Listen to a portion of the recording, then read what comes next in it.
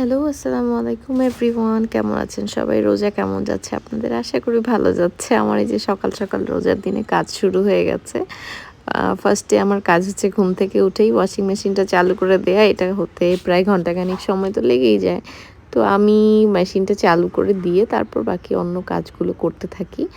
আজকে হচ্ছে অল্প কাপড়ই আছে রেগুলার, যার কারণে নরমাল ওয়াশ দিয়েছি। তো চালু করে দিয়ে আমি চলে গেলাম আমার ছেলের জন্য একটা ডিম সিদ্ধ করব। তো ডিমটা সিদ্ধ দিয়ে তারপর অন্য কাজগুলো করব।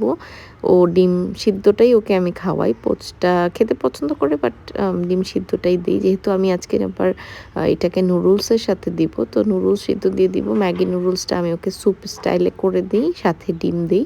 এটা ও খেতে খুব পছন্দ করে।